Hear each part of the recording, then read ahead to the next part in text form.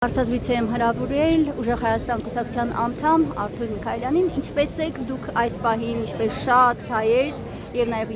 ընդդիմադիր երկու կուսակցությունները գտնվում են Մայրաթոր Սուրբ Էջմիածնում, այսօր դատը տեղի ունեցավ, տևեց ընդամենը 20 րոպե, որպես իրավաբան կխնդրեմ ներկայացնեք մենք ինչի հետ գործ ունեցանք,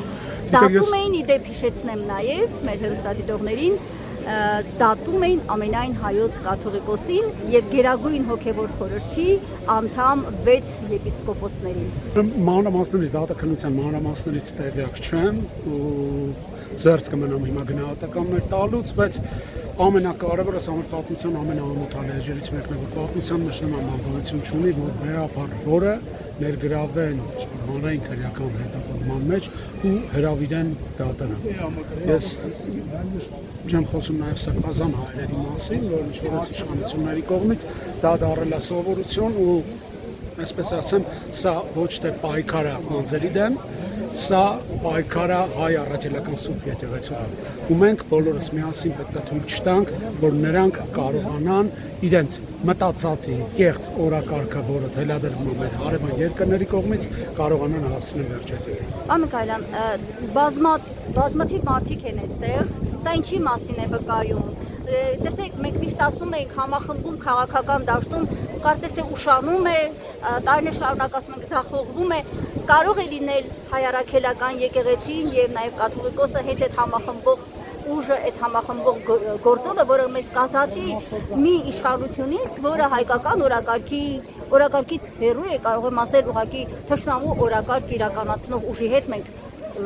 իրականում գործ ունենք։ Պատմությունը մեզ ցույց է տվել, որ հայ առաքելական սուրբ եկեղեցին դարեր շարունակ հայ ինքնության հենասյունն է եղել։ Թեկուզ այսօր, եթե մենք մեր սփյուռքի գաղթօջախներ գնանք, այնտեղ հայը պահպանությունը բացառապես գոյություն ունի հայ առաքելական սուրբ եկեղեցու շնորհիվ, որտեղ մեր հոգևոր հովիվները, ովքեր ծառայում են մեր սփյուռքի գաղթօջախներում, իրենք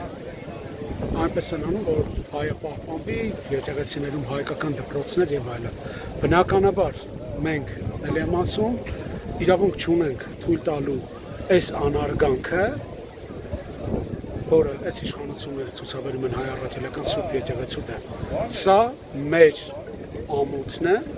հայ ժողովրդի ամոթն է ու օր առաջ ես ունեմ վստահություն, ներքին վստահություն, որ այս իշխանությունները կդադարեցնեն ամեն դեպքում իրենց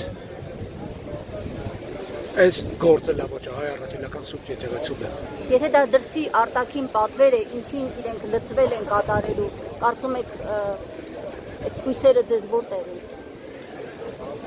Այդ հույսերը ինձ որտեղից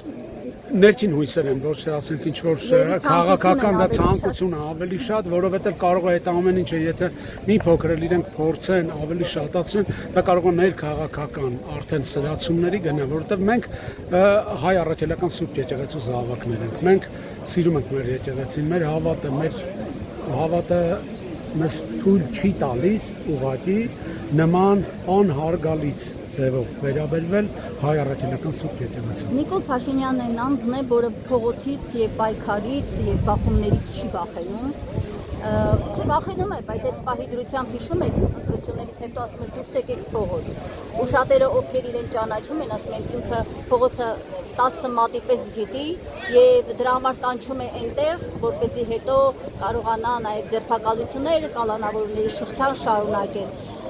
Ինչ կասեք այս մասին, փողոցը ինչպես պետք է գեներացնել, ինչի մասին Ուժեղ Հայաստանը հաճախ էր ասում խորհրդարանական օրենսդիր աշխատանք, գումարած փողոց, դա ոնց պետք է արվի, որպեսզի Փաշինյանը անկարող լինի փողոցում եւս սեփական օրակարգ թելադրել։ Թե ինչպես կարվի դա ժամանակը ցույց կտա, բայց վստահաբար, ինչպես մենք ասել ենք, միգուցե լինի մի քանի օրերով, բայց մենք եթե դուրս գանք փողոց, դուրս ենք գալու մեկ անգամ ու վերջնական։